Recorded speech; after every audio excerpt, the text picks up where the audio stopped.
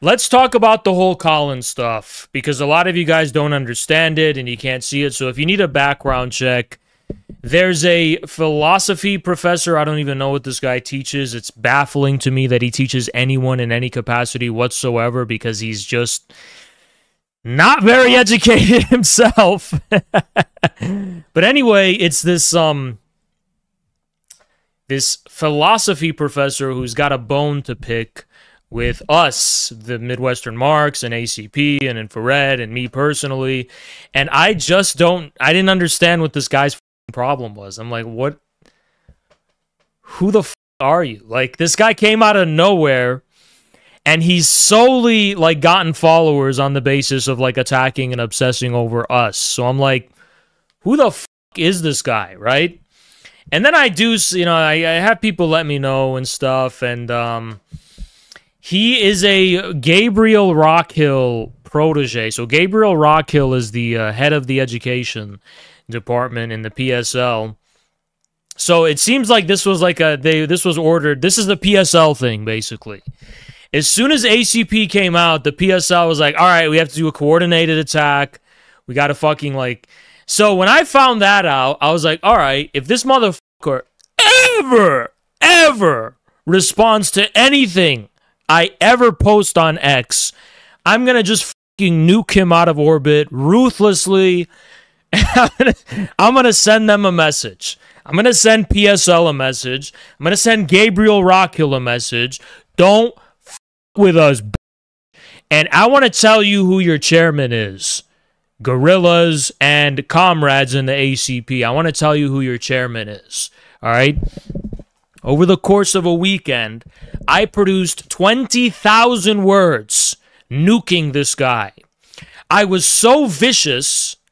I have a bloodlust kind of predatory instinct when I decide to set myself to that bloodlust predatory instinct, when I have an opponent, especially in the written format, I go full Volk Vulture fucking psycho. And I could potentially do it without limit, meaning I could quit streaming and write hundreds of thousands of words nuking one person just to mentally and psychologically destroy them. Right? People don't understand that. They think I'm just a streamer. They think I'm just a live streamer, and they try to use that to denigrate me. They don't think I can polemicize in the written form. That's not true, okay? I prefer live debates, especially ones that are streamed, because 99% of these people are piss ants who are not worth my time. One person doesn't deserve hundreds of thousands of words from me. I can humble and nuke literally anyone, right? But it's just like, are they worth my time? And if I was a nobody, and by the way, I prefer, why do you torture the Colin guy? Well, I'll get to that, right?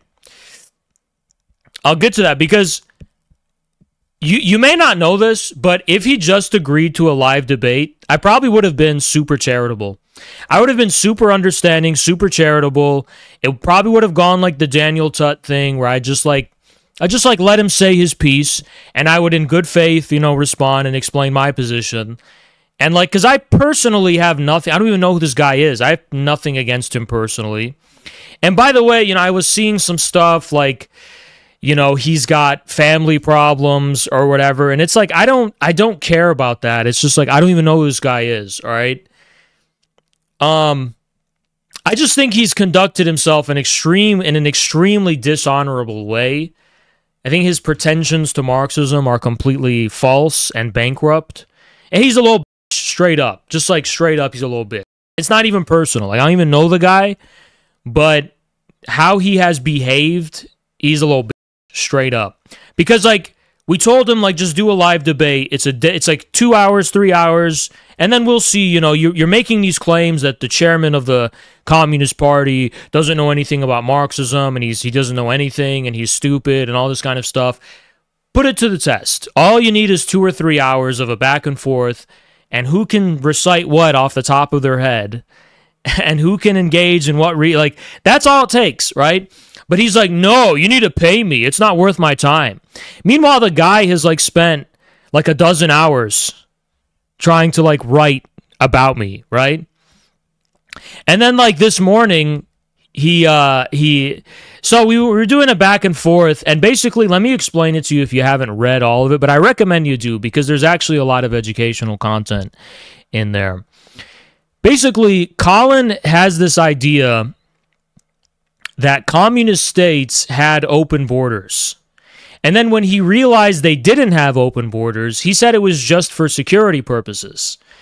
And if it was just for security purposes, why is it that between socialist countries, they were still extremely controlled and restricted borders? And in terms of the internal migration in the Soviet Union, where everyone was issued, who could travel, that is, was issued a passport with their literal ethnicity on it, by the way, and you couldn't just go and live wherever you wanted. You need to have a job secured and a place of residence. And granted, that's true in the United States as well, but the difference in the Soviet Union is you had to go through the government. It was all planned. It was an integral kind of state socialist planned economy.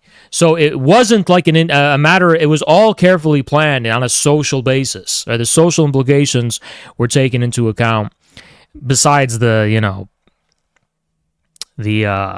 nepotism and, the minor forms of corruption.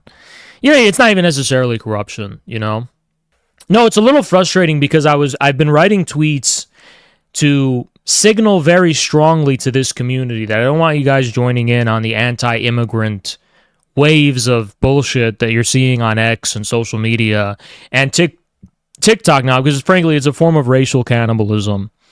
And forget the moral stuff, too. Strategically, it's a dead end, and we want nothing to do with it. But I also took time to explain how if communists seize power, none of this would be a problem. Everything would be so controlled and regulated. There would be no misunderstandings. Ethnic tensions would be reduced to zero. Everything would be carefully managed. Chaotic and uncontrolled mass migration wouldn't even be there in the first place. Bilateral agreements would exist with the countries these people are coming from or fleeing from that are on a developmental basis, so we can, like win-win Chinese paradigm style of international relations, right? And when you make it about bilateral relations, suddenly it's not about, what's our immigration policy? Should we let everyone in the world in? It's about, what is our relation with other countries? And migration would be controlled on a sovereign basis, It's the responsibility of a country to control the emigration, the people leaving, and it's a responsibility of a country to control who comes in. And instead of this global mass migration, you have deals and agreements and plans between sovereign countries. So none of that is to say that, you end immigration completely.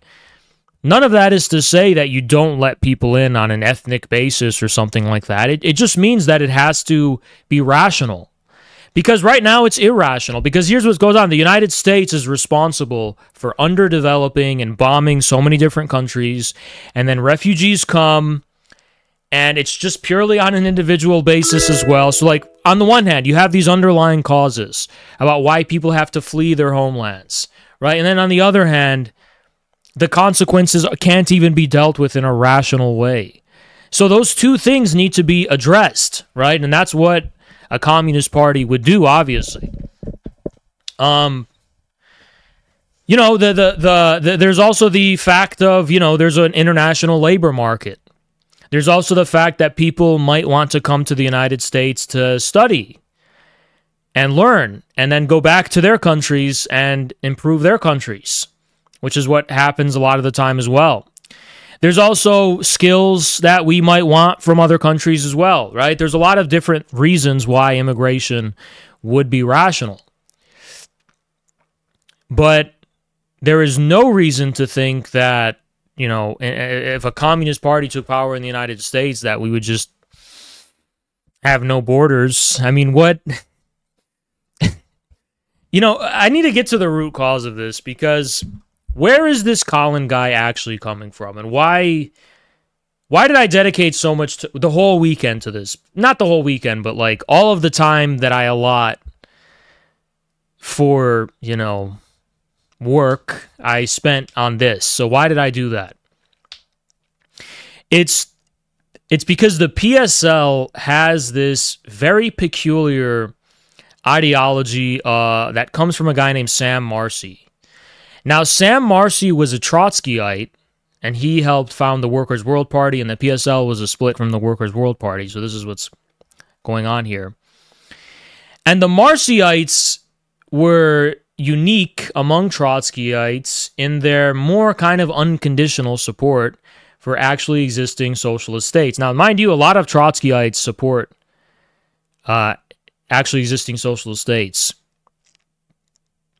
They just call them deformed worker states or whatever. But Marcy much more strongly emphasized kind of third world socialism, third world.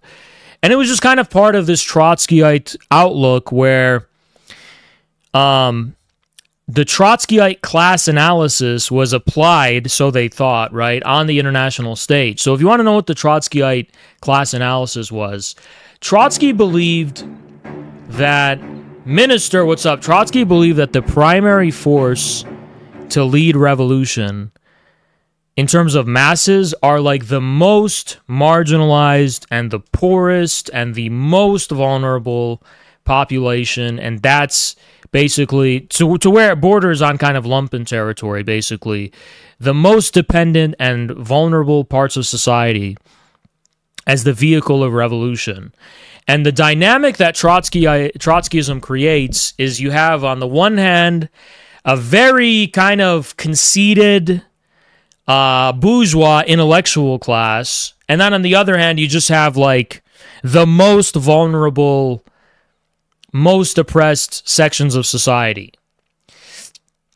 Now, Marxism-Leninism differs from that in a multitude of ways. Marxism-Leninism begins with the leadership of definitely a leadership of a strong kind of intellectual strata. But what the intellectual strata within the paradigm of Marxism-Leninism does is it creates working class institutions that are a vehicle for training and educating people. So instead of gatekeeping, you're kind of allowing even the lowest common denominator to have a path to rise through the ranks. Another thing that's different about Marxism-Leninism is it contains a profound faith in the middle strata in ways that Trotskyism doesn't. So for Lenin, this was his faithfulness to the middle strata of the peasants, the reliable middle strata, right? The moderate peasants, basically. That's kind of also the base of Stalin. And then during the years of the Popular Front, the view became orthodoxy that, you know, we need to rally the middle classes. We need to rally the small petty bourgeoisie as well. And the proletariat should assume the leadership, of course, but there needs to be a deal that's made, a kind of, you need to work with the middle strata. You need to work with those sections of society that are not necessarily going to be completely dependent on you, but which represent a more kind of authentic and organic orientation of society in general. So for Lenin, you know, the middle strata of the peasants had a degree of independence because there was a democratic petty bourgeoisie that was among them. And they had democratic aspirations. And Lenin was coming and saying, we need to tap into that base and, you know, start a dialogue with them. That's going to be the vehicle of the revolution in Russia, is an alliance between the proletariat and the middle strata of the peasants. Now, Trotsky hated this. Trotsky hated this idea of an alliance between the proletariat and the peasantry. Trotsky believed that you should just only have the most, even in terms of his understanding of class politics, of proletarian class politics, he believed that only the most vulnerable, most dependent sections of society should be brought to the fore, you know, in terms of the base that you're going to rely on.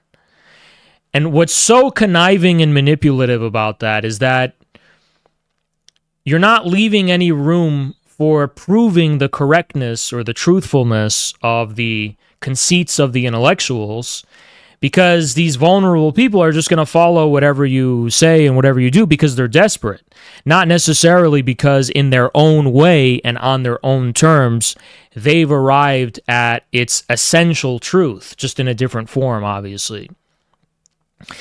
And it's pretty stark. For example, in the 1930s, and you're going to see this on X a lot, Trotsky himself said that the base of fascism wasn't actually the ruling imperialist bourgeoisie, but it was actually the petty bourgeoisie and the middle class.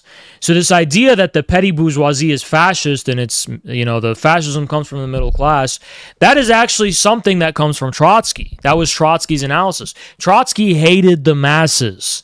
He hated the masses. He hated the people. He was just, all he wanted was a dictatorship of antisocial bourgeois intellectuals and extremely desperate people who are the lowest section of society, who, are going to follow whatever the leader says because they're desperate and, they don't have time to really think about it in their own way, right? So that is kind of the proto-fascism inherent in Trotskyism, because fascism does the same thing, but explicitly for the lumpen, right? It's this kind of degenerate bourgeoisie mobilizing the lumpen, and that's the kind of relationship entailed by fascism. Now, why am I talking about Trotsky in relation to this Colin guy and the PSL and Sam Marcy? Because Sam Marcy did something that was rather interesting. He applied Trotskyism to world systems theory, where it was all about the global south. It was all about the third world. It was all about, this lowest kind of most oppressed nations in the entire world as the vehicle for the victory of international socialism. Whereas the Marxist-Leninist view was what? It was the second world, not the third world necessarily. Now, Mao has his own notion of three worlds theory, but the peculiar thing about that is that Mao obviously doesn't really just regard China as part of a global south. Mao understands China has a premier significance as far as the leadership of the revolutionary masses throughout the world. And so there's this kind of groundedness as far as Mao is concerned in a specific civilizational and national project, which was China. But the later that evolves into, that becomes interpreted as like a Maoist third worldism, right? And that kind of intersects with the Sam Marcy Trotskyism, which is a kind of vulgar, I don't know what to call it, third worldism, where Trotskyists are skeptical of nationalism, but if it's just the most oppressed nations that are patriotic and nationalistic, that's okay. We can forgive them because they will help facilitate the actual destruction of all patriotism in general, because theirs is only based on, the extent of their inequality with oppressor nations. So if you remove that oppression, we get the Trotskyite global revolution, basically.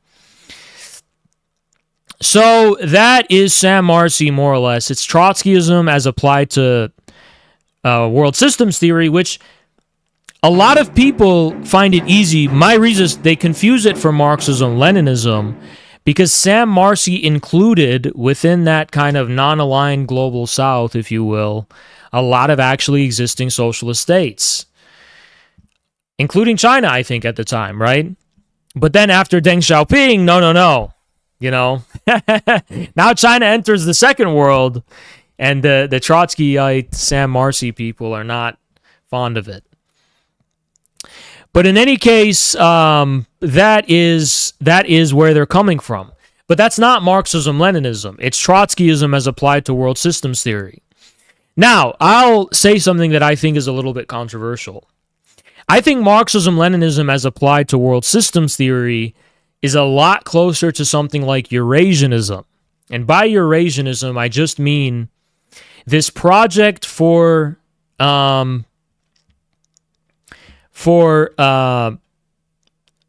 cultivating and developing alternative strongholds of an alternative global system, rather than principally just focusing on the disadvantaged status of like third world countries or global south countries.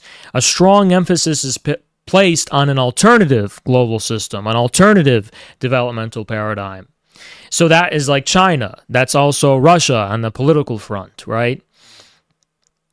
And there's a big difference. Russia's a big, strong country. It's Carlito, what's up? Russia is not, a global South country. And yet Russia is at the fore of anti-imperialism on the political level globally.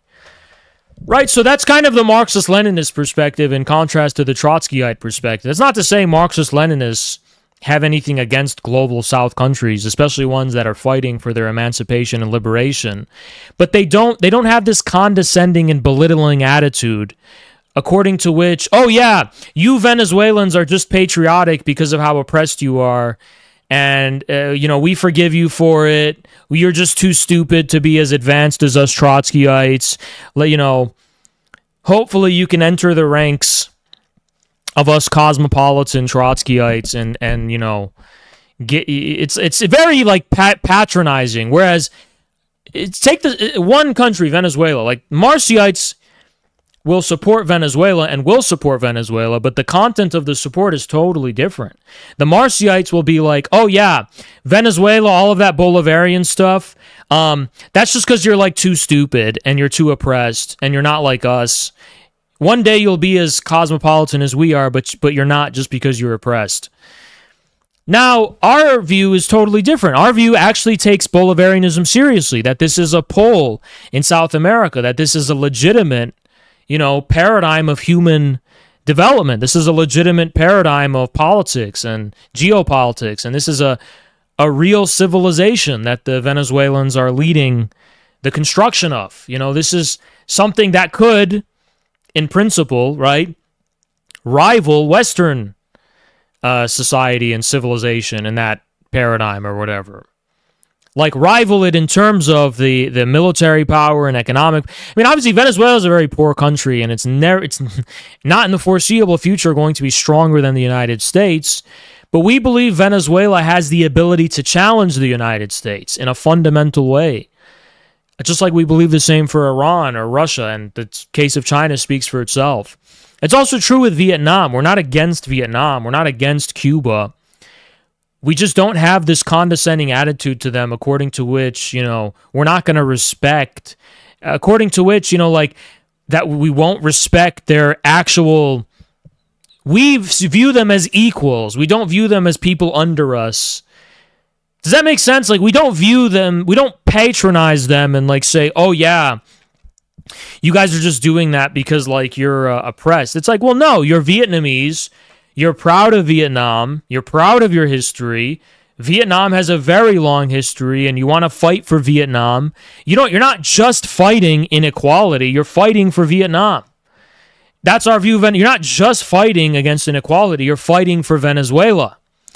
And it's both, obviously, we get that, but there's also a positive content of these projects that we are very much interested and invested and we respect as equals, We respect them as equals. We don't see them as below us or somehow, because of circumstance, they have to be dumber or less advanced than we are. So that is kind of the difference. So, it's not really a personal thing. I don't know who he is personally, but he's extremely illiterate in the sense that he's exposed to the PSL's views on these things, and the PSL calls itself Marxist and Leninist. So for whatever bizarre reason, Colin jumped the gun and decided that, oh, this is Marxism-Leninism. This is what Marxist-Leninists actually believe. This is what this reflects the outlook of actual Marxist-Leninist communists in history. This reflects what Stalin thought and, what communist statesmen believed. This is actually Marxism-Leninism. It's like he got the words confused, though, because he didn't see the and. So he just was very presumptuous and assumed that the PSL's notion of Marxism and Leninism was Marxist-Leninist orthodoxy, while he was totally alien to the Marxist-Leninist view, the actual Marxist-Leninist view. He was so, and I quoted Dimitrov to him. So Dimitrov was the general secretary of the Comintern in the 1930s. And he is cited in Marxist-Leninist textbooks as like, that's a classic of Marxism-Leninism, what he wrote about fascism, right? So this is a kind of canonical orthodox Marxist-Leninist thinker, Dimitrov, especially in the context of the Popular Front and the anti-fascist struggle. And at first, he couldn't believe his eyes, okay? At first, he was really trying to twist what Dimitrov very plainly said, which is that, you know, communists cannot be indifferent to history. You need to have historical continuity. You need to be the premier patriots of your country. You need to be at the fore of the national patriotic struggle. And he wasn't just talking about oppressed nations either, because he listed examples of oppressor nations as well. And he said, communists, you can't let fascists steal patriotism. You have to be the patriots. That's a direct quote from Stalin. You must be the patriots of your country. That's what Stalin said in his last speech, by the way. But this is the standard Marxist-Leninist outlook. It's the standard Marxist-Leninist, again, Marxist-Leninist, not Marxist and Leninist, Marxist-Leninist outlook, right? And I showed that to him, and then finally he's like, oh yeah, but who cares what Dimitrov said? He's like, who cares about Dimitrov? That doesn't prove anything. And I'm like, but this is about Marxism-Leninism. Because Colin was trying to say that this is just Dugin, and this is Duginism, and like, he's the real Marxist-Leninist, and I don't know anything about Marxism-Leninism, and Colin does. And then finally he's like, oh yeah, Dimitrov, that guy doesn't even matter. Who cares what he said? He's like, who cares about Dimitrov? It's like, he's like, you're such a wise professor, dude. Yeah, let's brush off Dimitrov, the fucking general secretary of the Comintern in the 1930s. Like, yeah, let's just discard. Yeah, I mean, yeah, just because he said it doesn't mean it's true. Come on. It's like this guy's like waffling and floundering. He doesn't even know how stupid he sounds, right? He's like, well, I'll pick and choose what I want. It's like, okay, dude, but you're not a Marxist. Marxist-Leninists don't have a choice. We can't just pick and choose. This is canonic. It's not dogmatism, because this was reflected in practice. These aren't just ideas, mind you. These are not just ideas.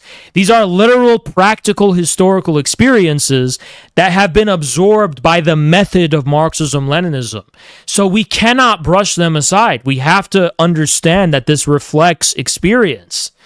And he's just like this professor who's like, well, you know what? The syllogism that it's in my head, according to my syllogism, Dimitrov doesn't really... My syllogism in my head, I have so many thoughts in my head. It's like, dude, nobody cares about your thoughts. This is actual, like, literal, practical wisdom we're talking about from actual historical experience. You know? It's like, it's infuriating the degree of his stupidity and ignorance when coupled with his arrogance. He kept saying, like, oh, Haas doesn't know anything about Marxism. You know... and then he does, and he didn't even know what the Marxist-Leninist view on these things was. So he goes on to say a lot of just, to the point where I'm like, all right, the debate's over. Like, this honestly speaks for itself.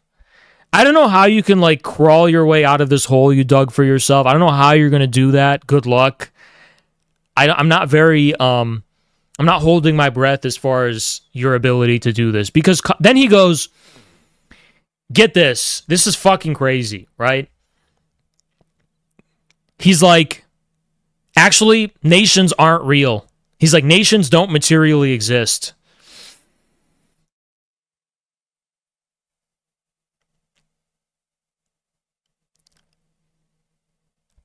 I'm like, dude... Have you read Stalin's Marxism and the National Question? He goes, yeah. Let me control F that and Google it. He hadn't read it, right? He goes, Stalin lists a bunch of factors, and he includes psychological factors, which means it's not material, it's ideal. And I'm like, huh? Psychological factors are not material? Do you think like psychology is like a some kind of place that Marxists decide to concede to idealism? You don't think psychology is material, has a material basis, and is material? He's like, borders are fake because they're just by force. It's fake. But Stalin writes like what common territory means. It's defined by an extent of actual production. I was waiting for him to make the argument like, but production is global, so all borders are fake. And it's like, well, no, because production doesn't just include, trade, the extent of trade. It includes the control of trade. It concerns different currencies and different markets, right? Different levels of production, They're not even. It's not globally even. Anyway, he started espousing a weird form of metaphysical dualism where he's like, actually, nations are both material and ideal. And it's like, but materialism says everything is material. It doesn't say like some things are, it doesn't like concede some things to idealism and say, oh yeah, materialism is only true to a limited extent. It's like, well, no, materialism is fully true. Everything is material.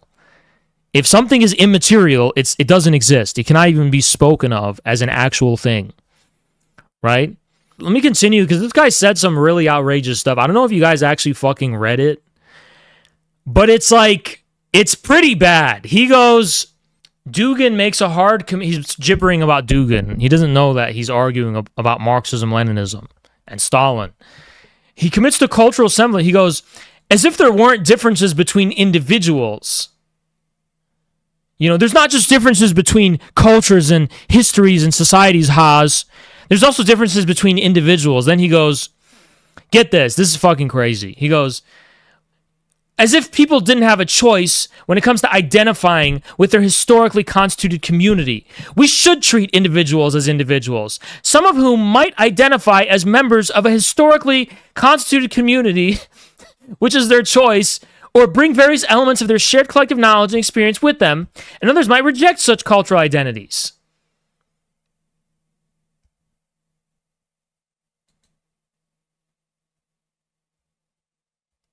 All right, let me show you where it gets really bad, though. This is because all humans are free to create a historical narrative for themselves, to identify with whatever historical tradition or community they want, even if those communities do not accept them. He's literally, it's like trans racialism. I'm like, what?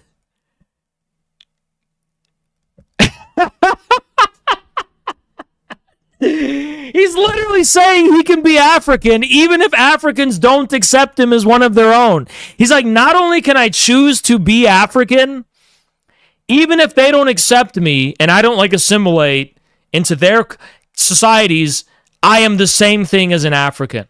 Like I'm a Senegalese man. Even if Senegalese people want nothing to do with me, if I identify with Senegal, I'm Senegalese. What?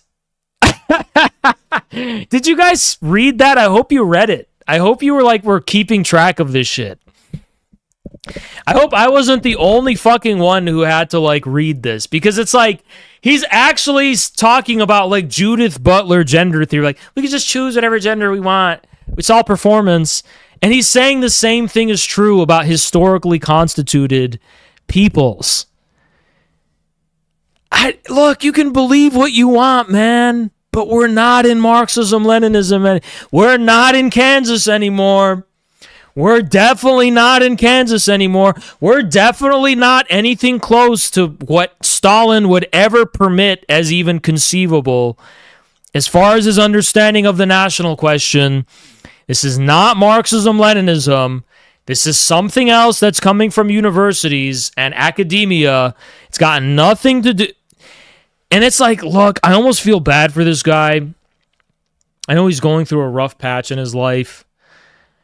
But the arrogance, it's like he's acting like he's he's so superior. And he tried to be like, Haas only has Wikipedia knowledge of... And it's like, dude...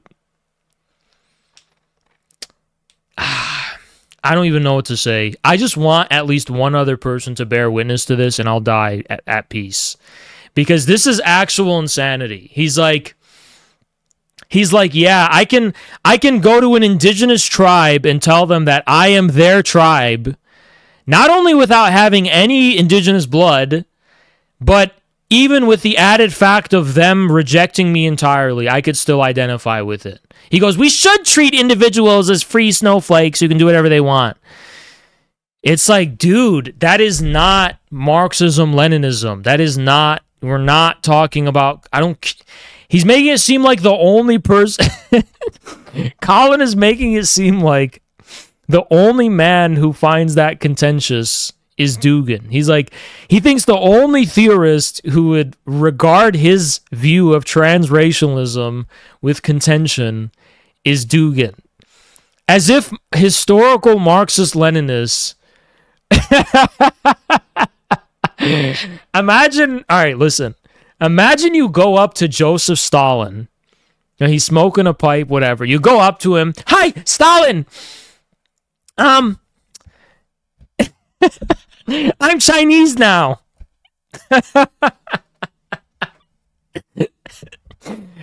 He's like, are you like being, did you get Chinese citizenship or are you living? No, they don't accept me, but I'm Chinese. Did you know that? According to Colin, Stalin would be like, yes, comrade, any individual is free to... Yes, comrade, any individual is free to be whatever they want, like butterfly flying in the sky. You can just identify whatever you want. You want to be Chinese? Okay. You want to be African? No problem. This is what true liberation means. This is what I am, a harsh dictator because I have to keep in line people who don't want your version of liberation, Colin. Just tell me anyone who doesn't see you as Chinese or use your Chinese pronouns, I will shoot them with a revolver in the back of the neck myself. Like that's what he thinks of.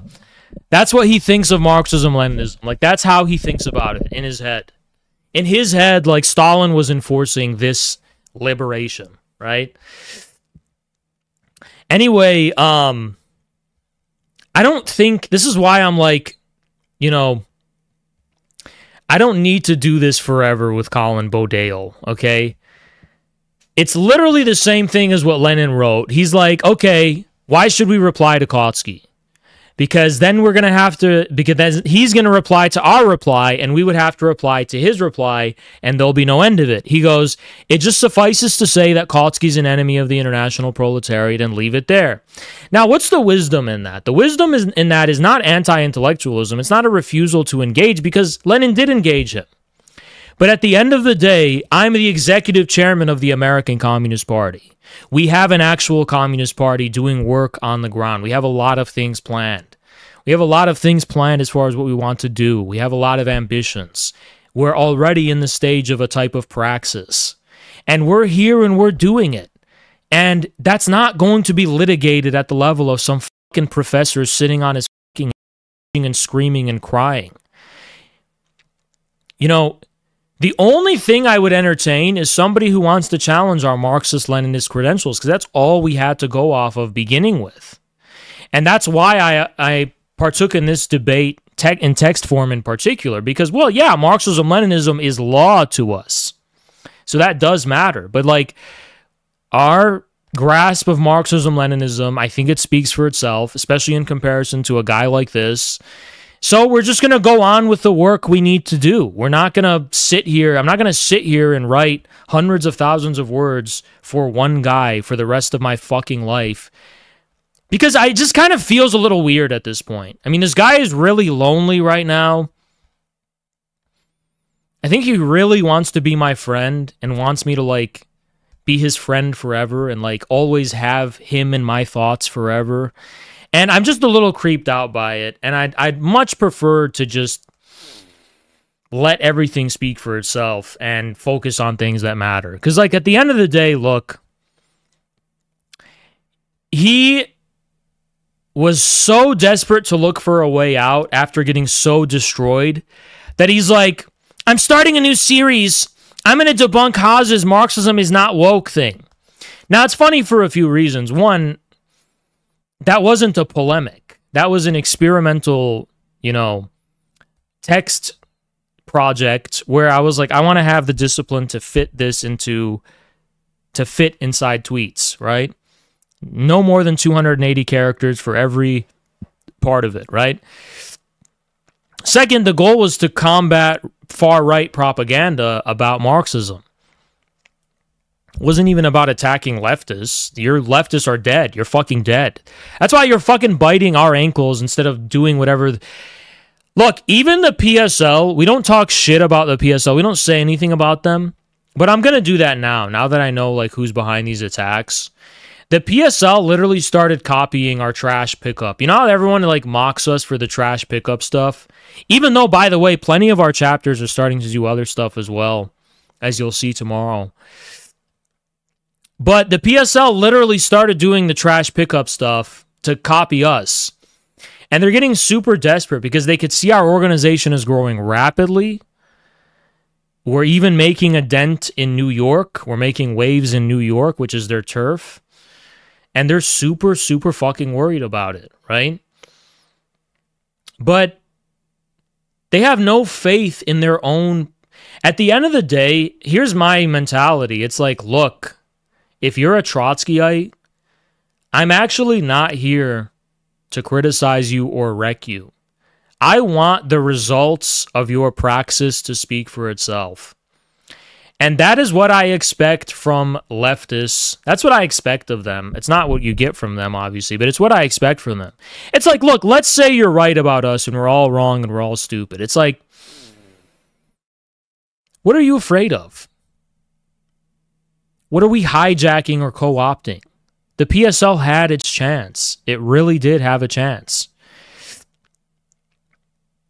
The whole protest dynamic thing is just like hasn't been working that well. It's gotten old. Sorry, 2020's over. The CPUSA, I mean, we're going to cut into your precious canvassing for Democrats shit. Like, what? Why can't you just, like, let it fail if it's going to fail? EJ, what's up? Like, my idea is, like, all right, like take those Trotskyites. What are they called? What are they called? The RCA or whatever. It's like, look, I could sit here and write 40,000 words debunking your theory. But you know what I could also do? I could write nothing at all and just let what you're doing and how that's... I could let your practice speak for itself, to be honest. Just...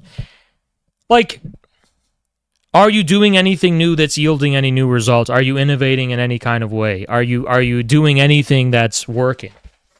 Well, here's the thing. Like, we've cracked some kind of code, and we are doing things that... EJ! Holy shit, man. Thank you. Do not mean to underplay that. By the way, people like to call me a fucking grifter. If I was a grifter, and I'm in this for money... I wouldn't be broke, all right? Second of all, I would just stream every day. I spent all 20,000 words I wrote over the course of a few days, which is not even like huge for me. Like, I could write 40,000 words in a day. I'm capable of that. If I just don't do anything, if I don't go to the gym or anything, I could do that. But I didn't get paid for that. I didn't get paid for any of it. I got literally no money. I'm not getting paid. Clearly, I believe in this shit. I mean, why do you think I'm fucking doing this? For money? I don't make money. I don't make money. A lot of it, at least. I don't make a lot of money. It's literally just my community that donates to me. That's it. No advertisers, nothing. No sponsors, literally nothing. That's really something I'd like to strongly emphasize, all right? I want to tell you guys something. It's just us. That's why I decided to ottoman slap Colin's bitch ass back into the ground, because I'm slapping PSL in the ground. It's just us. We are not taking money from foreign governments. No one is helping us. No one is, it's just us. We're not like being propped up by someone. It's just us, guys. I don't have Roy Singham's money. I don't have anything like, it's just us. And we're taking on the PSL and all these fucking people. And you need to understand that it's just us. Strelastani, what's up?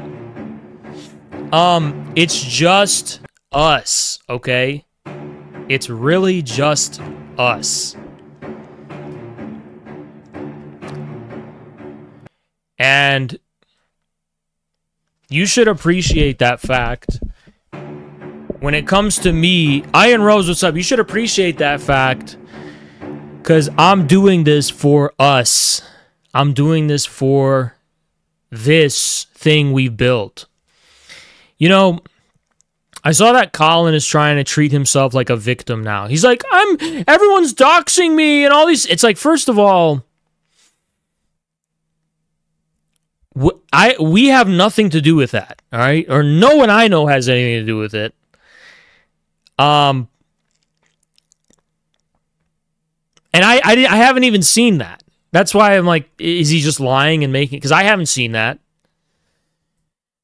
But he's like trying to like posture now, and he's like, yeah... He's like trying to quote Mao and be like, to be attacked by the enemy is a good thing. And like, meanwhile, Mao is talking about like the Japanese imperialists, like the imperialist-backed nationalists. And what is he talking about? He's talking about like an extremely marginalized communist party and movement in America, which is under attack from all sides 24/7, which is literally hanging on by a thread, fighting the far right every day and their propaganda every day. And you're trying to make it seem like you're Jesus Christ and we're the Roman Empire. Grow the up, you abject, honorless. We are the fucking ones engaging in all of the risk. You're trying to make it seem like we're like the Persian Empire or something, dude. Who are you even attacking? CNN is running hit pieces. Not only is CNN running hit pieces on us, he blames us. He goes, if CNN is running hit pieces on you, that means you're a Fed. That means you're the controlled opposition. Hassan Piker gets featured in that same piece favorably. What does that make Hassan? You think it's like reverse psychology where CNN is actually trying to make Hassan Piker look bad by like making him seem like this great guy, and us are... And then second of all, why did it take Jackson getting 2.7 million followers for CNN to take note of his existence? Why are they still embargoing any coverage of the American Communist Party to this day? Oh, because you're not relevant enough. So if they're not covering us, it's because we're not relevant enough. But if they're literally forced to cover us because we've just become so unignorable, that means we're controlled opposition, right? And then meanwhile, this idea that Jackson's popularity isn't organic is also something really hilarious.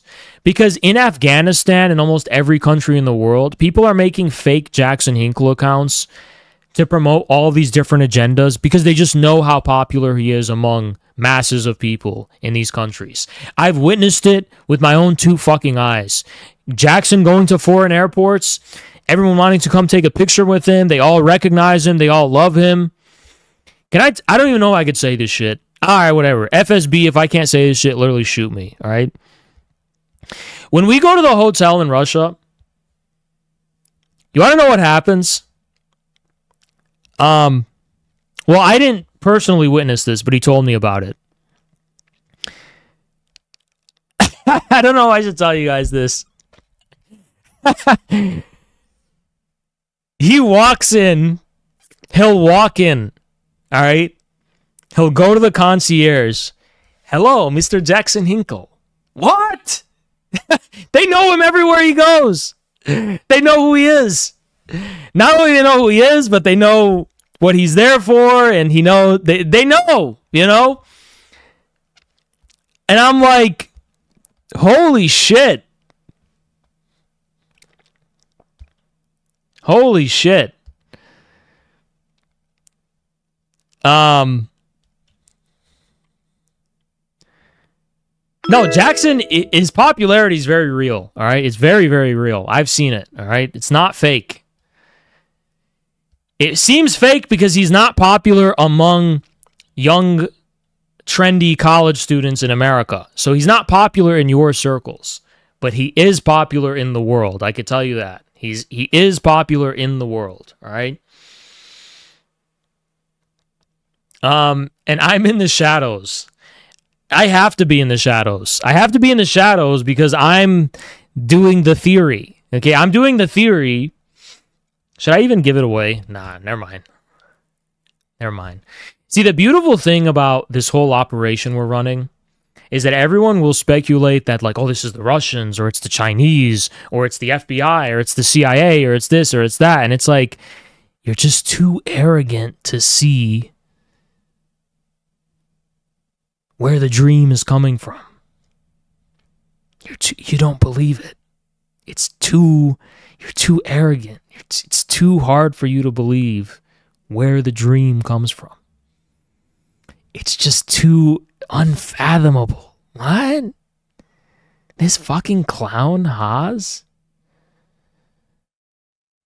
This fucking clown?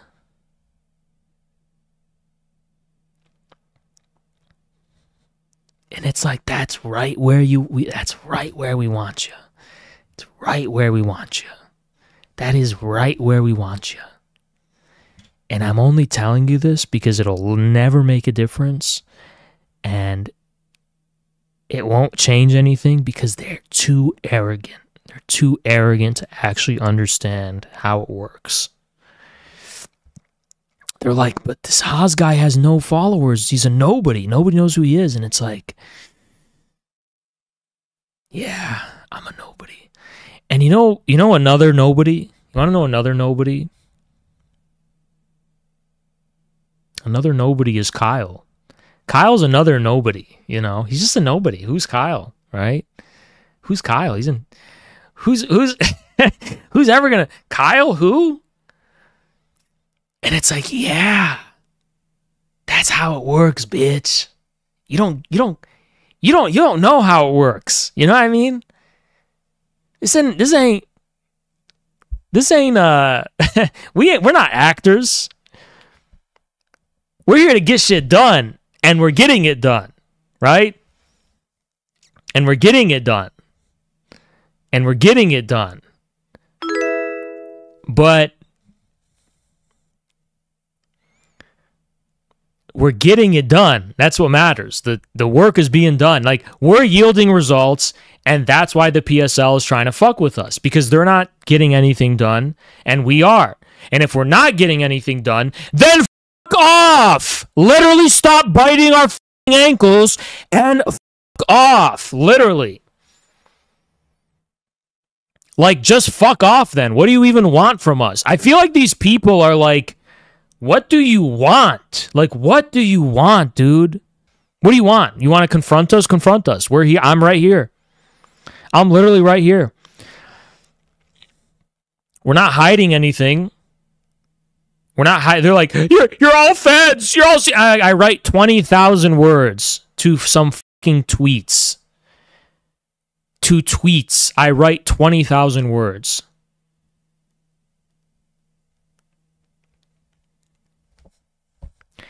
Anyway, it's so mysterious. What's driving these people? What are their motivations? Yeah, it's almost like we've outlined our positions and polemicized about them extensively, and it's all publicly accessible.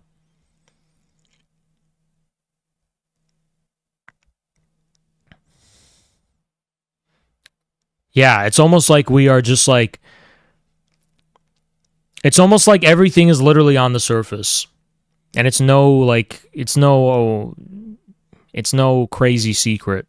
Yeah, anyway, Colin wanted to write this new series to Pivot because he's just like throwing stones and running away. He's like, yeah, you know, I'll get Haas by like I'll save face by starting to shit. He's shitting and farting all over the place. JB Wolf, and he's like, it's like Colin will fart in a direction. I'm like, dude, that smells really bad. And then to save himself from the embarrassment, he'll go and like fart in another direction as if it's not still stinking up the room and it's the same problem. But, you know, I got into my predator mindset and I'm like, all right, this thing he wrote is paywalled. So he paywalled it, by the way. He paywalled it and said it was for his own protection that he's going to paywall it. Because I think he can detect I'm a psychopath who's going to demolish it in like 35 minutes. Anyway, I didn't have to do that. That was just something I felt like doing. I didn't have to. I won. The debate's over. I won.